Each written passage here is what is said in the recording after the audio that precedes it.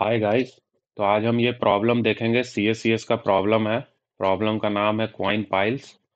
ठीक है। तो ये प्रॉब्लम क्या है ये हम तुम्हें बताएंगे वन नोट पर। क्वेश्चन का लिंक भी हम डिस्क्रिप्शन में दे देंगे, तुम वहां से जा करके क्वेश्चन को रीड कर सकते हो। तो आओ देखते हैं ये क्वेश्चन में हमें क्या दिया हुआ है और हमें क्या आउटपुट करना है। ठीक है। तो जैसा कि तुम देख रहे हो कि प्रॉब्लम का नाम है हमारा क्वाइन पाइल्स। ठीक है। तो इस प्रॉब्लम में क्या है कि हमें दो पाइल्स दिया हुआ है। ठीक है। सपोज करो ये मेरा पाइल्स वन है। ठीक है। क्वाइन के पाइल्स हैं ये। ठीक है। ये पाइल्स वन है और ये मेरा जो है दूसरा पाइल्स है। ठीक है। Piles to. पाइल्स वन में कुछ क्वाइंस है हमारा। ठीक है। यहाँ पर जो क्वाइंस है वो टोटल हमारे पास ए क्वाइंस है अवेलेबल। ठीक है। पाइल्स बी में भी हमारे पास क्वाइंस है। टोटल क्वाइंस हमारे पास कितना है, तो बी क्वाइंस अवेलेबल है। ठीक है। बी क्वाइंस अवेलेबल है। अब इसमें हमें करना क्या है, हम दो ऑपरेशंस इसमें कर सकते हैं। कौन से दो ऑपरेशंस?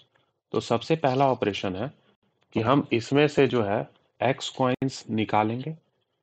सॉरी, एक्स कॉइन्स नहीं, हम इसमें से एक कॉइन निकालेंगे और इसमें से दो कॉइन निकालेंगे। ठीक है। ये पहला ऑपरेशन है कि हम इसमें से पाइल्स वन में से एक कॉइन निकाल लें और पाइल्स टू में से दो कॉइन निकाल लें। दूसरा ऑपरेशन हमारा क्या है कि पाइल वन में से हम दो कॉइन निकालें और पाइल टू में से हम वन कॉइन निकालें। ठीक है। तो ये दो हमारे पास ऑपरेशंस है और इन ऑपरेशन को हमको इस तरह से करना है ताकि हमारा जो है पाइल वन और पाइल टू जो है एम्प्टी हो जाए। कहने का मतलब कि हमें ये चेक करना है कि क्या हम इन दोनों ऑपरेशंस का यूज करके, या तो वन का या टू का या दोनों मिला करके, हम इन ऑपरेशन का यूज करके क्या पाइल वन और पाइल टू को एम्प्टी बना सकते हैं। अगर बना पाते हैं हम तो हमें आउटपुट में यस करना है, और अगर नहीं बना पाते हैं तो हमें आउटपुट में नो करना है। तो ये है हमारा क्वेश्चन। तो आई होप कि तुम्हें प्रॉब्लम का स्टेटमेंट समझ में आ गया होगा। अब कुछ एग्जाम्पल से प्रॉब्लम के स्टेटमेंट को और अच्छे से क्लियर करते हैं। ठीक है। तो सपोज करो हमारे पास जो है पाइल वन में दो क्वाइन है और पाइल टू में भी दो क्वाइन है।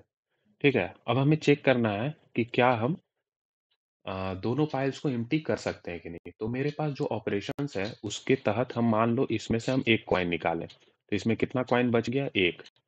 अब अगर हम पहले वाले में से एक कॉइन निकालें तो दूसरे वाले से दो कॉइन निकालेंगे। तो अगर इस वाले से दो कॉइन हटा दे तो इस वाले में कितना कॉइन बच गया, जीरो। तो अब मेरे पास ये नया कॉइन्स का काउंट रहा दोनों फाइल्स का। ठीक है। अब देखो, अब यहाँ पे हम कोई भी ऑपरेशन नहीं कर सकते हैं क्योंकि अगर हम इसमें से एक निकालेंगे तो दूसरे वाले में दो होना चाहिए था, लेकिन नहीं है। और अगर इसमें से दो हटाते तो जो कि अवेलेबल ही नहीं है, तो यानी कि अब कोई भी ऑपरेशन जो है हम नहीं कर सकते हैं। ठीक है। तो यानी कि इस केस में हमारा आउटपुट क्या होगा, नो, क्योंकि हम दोनों को एम्प्टी नहीं कर पाए। एक और एग्जांपल लेते हैं। ठीक है। अ, मान लो इसमें दो कॉइन है, पाइल वन में पी वन में, और पाइल टू में जो है हमारा एक कॉइन है।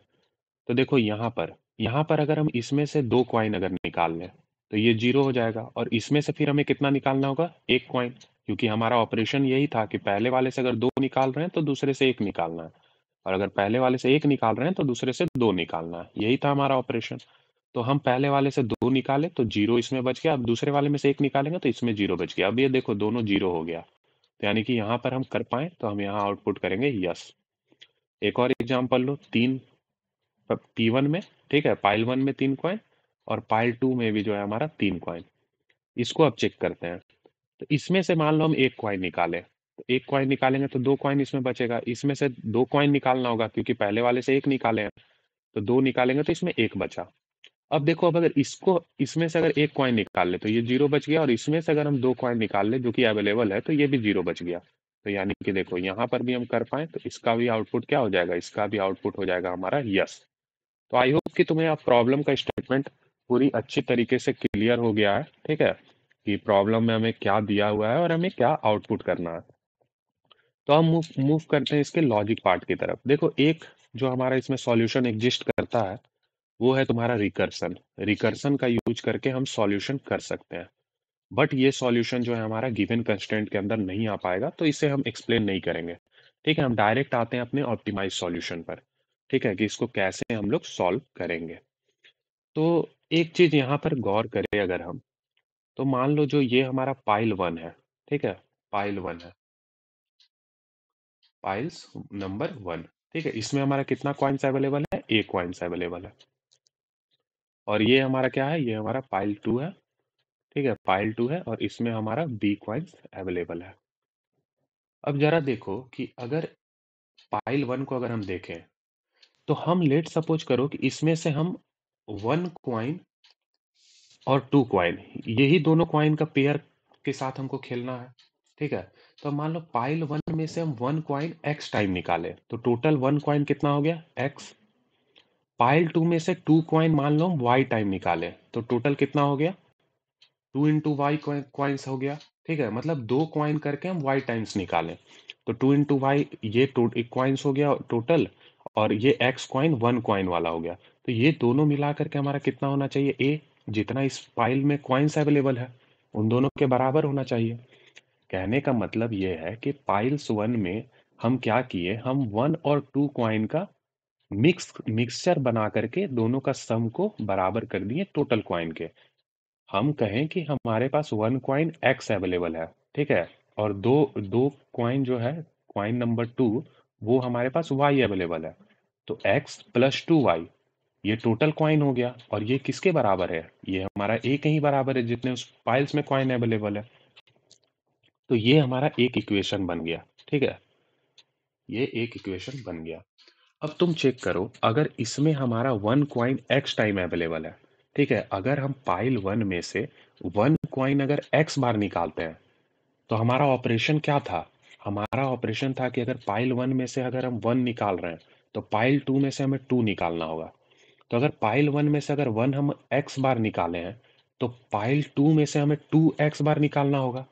तो यानी कि इक्वेशन क्या बनेगा, यहाँ पर टू जो है हमारा एक्स टाइम रहेगा अवेलेबल, ठीक है, यानी कि टू इंटू एक्स प्लस, अब अगर पाइल वन में से हम दो क्वाइन जो है अगर वाई टाइम निकाले हैं, तो ऑपरेशन के तहत हमें पाइल टू में से वन क्वाइन जो है वाई टाइम्स निकालना पड़ेगा, ठीक है। तो यानी कि यहाँ वन क्वाइंस जो है वाई टाइम अवेलेबल होगा, इक्वल टू टोटल हमारा किसके बराबर हो जाएगा, पाइल टू का टोटल क्वाइंस जो कि बी है। तो ये देखो, ये दूसरा इक्वेशन मिल गया। तो ये हमने जो है दो इक्वेशन निकाल लिए, निकाल लिया अपने सिंपल क्वेश्चन के अंडरस्टैंडिंग और जस्ट थोड़ा सा ऑब्जर्वेशन के तहत, ठीक है, कि हमारा ये दो इक्वेशन बनेगा। अब देखो, अब हमारा क्वेश्चन काफी आसान हो चुका। अब इन दोनों इक्वेशन को हम सॉल्व करेंगे। इन दोनों में वेरिएबल कौन है, तो वेरिएबल है हमारा एक्स वाई, जो कि हमें नहीं पता है। ए बी ये हमें ऑलरेडी गिवन है क्वेश्चन में। तो हम एक्स और वाई का वैल्यू निकालेंगे in terms of A and D. तो देखो एक्स कैसे निकालेंगे हम, इस वाले इक्वेशन टू एक्स है, तो हम पहले वाले इक्वेशन को, यानी कि वन नंबर इक्वेशन को अगर हम टू से मल्टीप्लाई कर दें, और उसमें से अगर हम माइनस कर देंगे टू वाले इक्वेशन को, ठीक है, तो हमारा क्या निकल जाएगा, हमारा एक्स निकल जाएगा। देखो एक बार करते हैं हम, ठीक है, तो वन वाले को टू से मल्टीप्लाई करेंगे तो two x minus two x zero हो गया। फिर टू वाई वन में अवेलेबल है, यहाँ देखो ये वन में टू वाई अवेलेबल है, तो उसको टू से मल्टीप्लाई करेंगे तो फोर वाई माइनस और ये वाई सेकंड इक्वेशन का, ठीक है, तो y इक्वल टू, अब राइट हैंड साइड में टू से मल्टीप्लाई किए तो टू इंटू ए और minus B as it is हो जाएगा। तो यानी कि यहाँ से y का वैल्यू आ गया two A minus B divided by three, ठीक है। इसी तरह से सिमिलरली जब तुम ये करोगे, जब तुम दूसरे वाले इक्वेशन को टू से मल्टीप्लाई करके वन में वन को माइनस कर दोगे वन वाले इक्वेशन को, तो तुम्हें x का वैल्यू मिल जाएगा, ठीक है। तो x यहाँ मैं डायरेक्ट लिख रहा हूँ, x का वैल्यू आएगा two B minus A by three. तुम करके चेक कर सकते हो, ठीक है। अब देखो, अब ये मेरा क्या पता चल गया, ये मेरा पता चल गया कि पाइल वन में कितना एक्स कॉइन है, और ये पता चल गया कि पाइल वन में कितना वाई कॉइन है। अब देखो तुम, अगर ये x और y का वैल्यू अगर हमारा इंटीजर होता है, तो इसका मतलब है कि हमारा आउटपुट यस होगा, यानी कि हम जो है वो जो ऑपरेशन था हमारा, उसके तहत हम दोनों पाइल को एम्प्टी कर पा रहे होंगे। बट सपोज करो अगर ये वाला वैल्यू इंटीजर ही नहीं आया, ठीक है, अगर ये वैल्यू इंटीजर ही नहीं है, तो फिर तो भाई हम अपना ऑपरेशन ही नहीं फुलफिल कर पाए, है ना। तो बस अब जस्ट हमें ये चेक करना है कि क्या x और y का वैल्यू इंटीजर है कि नहीं। अगर है तो मेरा आउटपुट यस और अगर नहीं है तो मेरा आउटपुट वाई। अब ये हम कैसे चेक करेंगे? तो तुम x को चेक करो। x को अगर इंटीजर होना है तो हमारा क्या होना चाहिए? 2b माइनस ए मॉडुलो 3। यानी कि जब 2b माइनस ए को अगर हम 3 से डिवाइड करें तो जो रिमाइंडर आना चाहिए वो 0 होना चाहिए। कहने का मतलब कि 2b माइनस ए अगर डिविजिबल है 3 के तो हमारा x जो है इंटीजर है। लेकिन इसमें एक चीज और हमें चेक करना होगा, 2b माइनस ए में भी नेगेटिव भी हो सकता है। तो मॉडुलो हम केवल पॉजिटिव पे ही लगाते हैं तो एक और कंडीशन लगेगा, 2b minus A must be greater than equal to 0। ये रहेगा और इसके साथ साथ एंड करके हम ये वाला डालेंगे। ठीक है, अगर ये सेटिस्फाई करता है तो x तो मेरा इंटीजर हो गया। लेकिन केवल x के इंटीजर होने से हमारा काम नहीं बनेगा, x और y दोनों साइमल्टेनियसली इंटीजर होना चाहिए। क्योंकि जो ये हमने इक्वेशन निकाला है ये दोनों को एक साथ कंसिडर करके लिया है। क्योंकि देखो, जब हम पहले वाले पाइल में x क्वाइन ले रहे थे वन, x क्वाइन ले रहे थे 1 का, तो उसी टाइम हम पाइल 2 में से 2 क्वाइन x टाइम ले रहे थे, तो दोनों मिल करके इक्वेशन बना था। तो यानी कि अब x और y दोनों को जो है साइमल्टेनियसली ये कंडीशन सेटिस्फाई करना होगा। ठीक है, तो x के लिए तो ये हो गया। सिमिलरली y के लिए देखो, y के लिए क्या होना चाहिए? तो y के लिए 2a माइनस बी बाई 3 था। y का वैल्यू हमारा क्या है? 2a minus B by 3। तो हम पहले चेक करेंगे कि 2a minus B greater than equal to 0 होना चाहिए एंड साथ ही साथ 2a माइनस बी डिविजिबल होना चाहिए 3 से।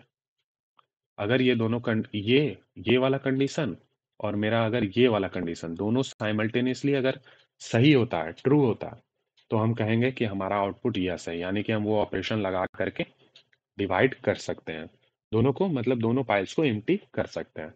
और अगर ऐसा नहीं है तो नहीं कर पाएंगे। अब लॉजिक भी तुम्हें समझ में आया होगा। ये सारा का सारा लॉजिक जो है इस इक्वेशन पे बेस्ड था। और ये इक्वेशन मैंने तुम्हें अच्छे से समझाया है कि हमने कैसे निकाला। अब एक बार ये इक्वेशन निकल गया, दोनों वैल्यू अगर हमारा इंटीजर है, इसका मतलब कि हम सक्सेसफुली डिवाइड कर पाए। अब अगर मान लो कोई भी अगर इंटीजर नहीं होता, मान लो x जो है इंटीजर नहीं होता, सपोज करो 2b माइनस ए का वैल्यू 5 है और नीचे 3, तो ये इंटीजर नहीं बनेगा। तो इंटीजर नहीं बना यानी कि हम भाई x निकाल ही नहीं पाए। ठीक है, तो यानी कि x क्वाइंस हम निकाल ही नहीं पाए। तो यानी कि मेरा आउटपुट जो है, मतलब कि हम डिवाइड, मतलब कि दोनों पाइल्स को हम एम्प्टी नहीं कर पाए। ठीक है, तो इस केस में हमारा आउटपुट क्या हो जाएगा? नो। तो आई होप कि तुम्हें सॉल्यूशन समझ में आया होगा। ठीक है, तो अब हम इसे कोड करते हैं। जो मैंने बताया है मैं जस्ट वही कोड करूंगा। तो आओ चलते हैं वीएस कोड की तरफ।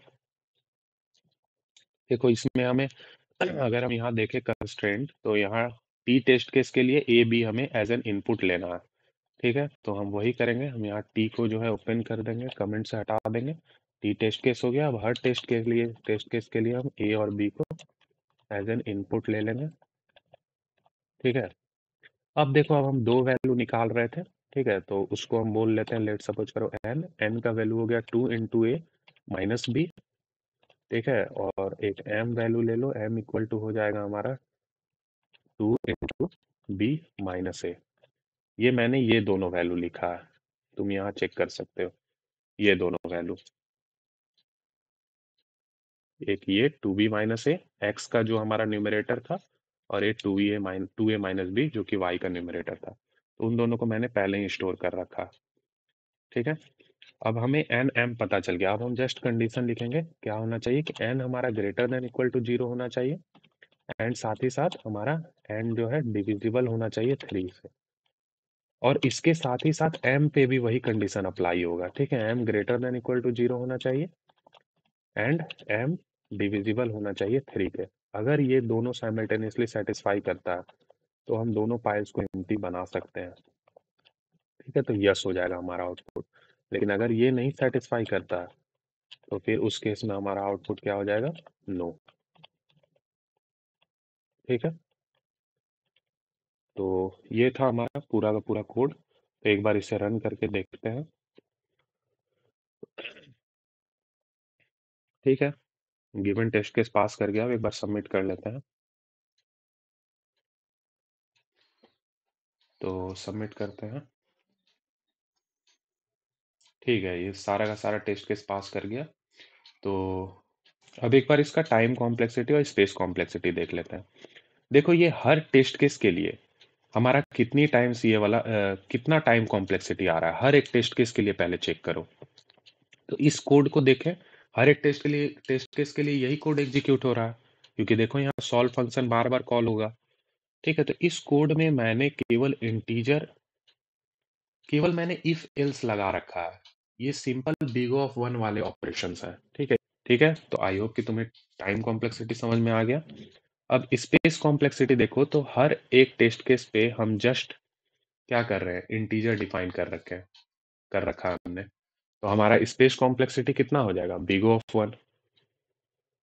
ठीक है, तो आई होप कि तुम्हें टाइम कॉम्प्लेक्सिटी और स्पेस कॉम्प्लेक्सिटी भी समझ में आ गया होगा। सो मैंने अपना बेस्ट देने का कोशिश किया क्वेश्चन समझाने के लिए। अगर फिर भी तुम्हें कहीं कुछ डाउट हो तो तुम कमेंट कर देना। So thank you guys.